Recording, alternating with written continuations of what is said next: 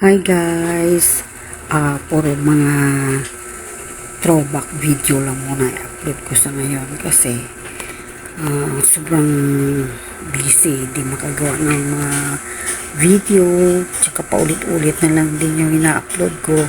Itong mga video ko na to, mga nag-uumpisa pa lang ako dito sa YouTube. Hindi lahat nakakapanood ng mga video na to. Itong mga video na talagang pinaghirapan ko. Araw-araw akong gumagawa ng video, araw-araw ko talaga itong ni-edit, upload. Pero hanggang ngayon, hindi napapanood ng iba. No? Sayang yung mga unang video ko kasi ito.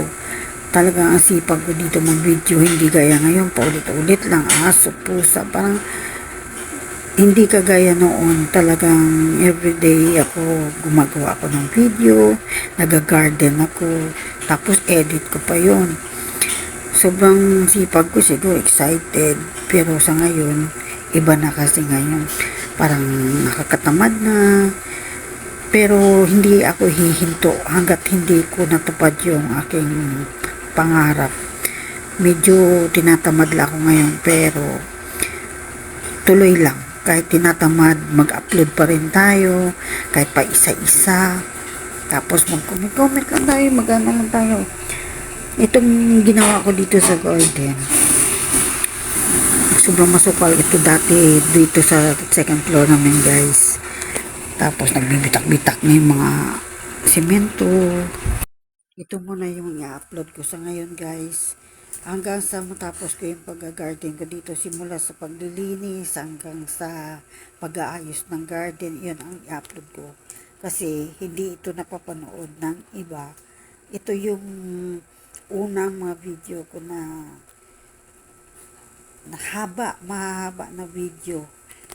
Pero napagtiyagaan ko yun na i-edit araw-araw talaga ako nag-upload. Pero ngayon wala na.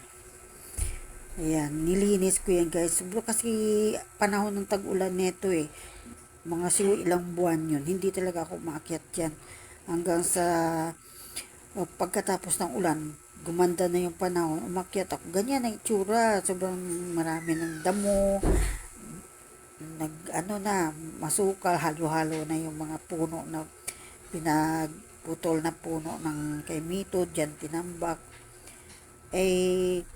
Ngayon, iba na, inano na yun ng solar. Pero ipakita ko lang sa inyo ito ngayon. Panoorin nyo na lang guys. Siguro sa loob ng 1 month ko ito ginawa guys.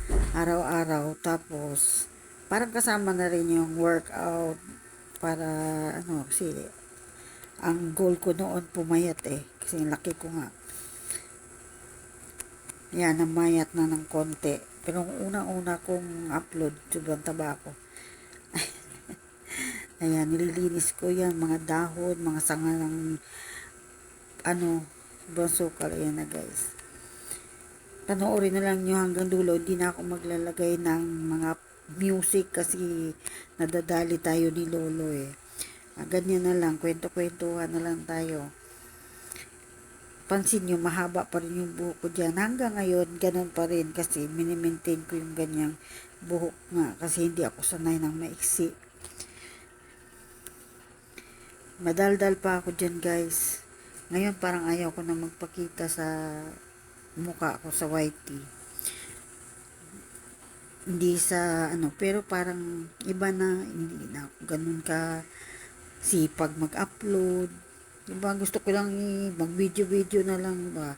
Hindi na ako kasama. Ganyan na lang. Puro na lang. Video na lang ng mga halaman, ng mga pusa. Hindi na ako kasama. Ayan, kaso napapalo tayo ni Lolo pag hindi tayo kasama. Kailangan daw nakikita yung mukha o kaya boses man lang para masabi na original ang content. Kaya ayan guys, sundan nyo ako hanggang sa matapos ko itong journey na to. Home gardening ito guys. Napakarami ko pang ginagawa dito. Yun lang guys muna yung aking At chika-chika sa inyo.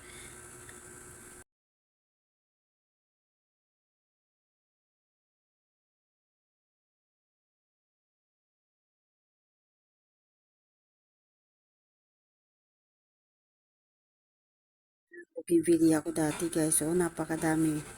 Napakadami pa niyan at iba-ibang klase ng halaman dyan ko nilagay.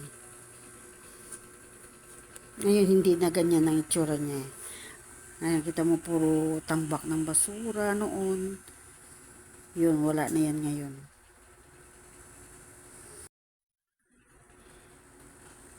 Ito, bali dalawang video itong pinagsama ko guys. Para ano ko lahat. Pinagputol-putol ko lang, tinanggalan ko lang ng hindi naman kailangan. Inalis ko. Diba ang taba? Ayan o. Sayang yung mga halaman ko na yan guys. Ang gaganda niyan. Ngayon wala na eh. Namatay na rin yung crotons ko. Iba-ibang halaman na yung isa na yun. Wala na rin yun. Ba, ang dami kong ano. Yung bougainvillea ko nga pala, sa gulong lang yan nakalagay. Lahat yan nakagulong. Pinagtiyagaan naming hakutin yung gulong tapos lagyan ng lupa. Kasi nagtanim din kami ng mga gulay nung una.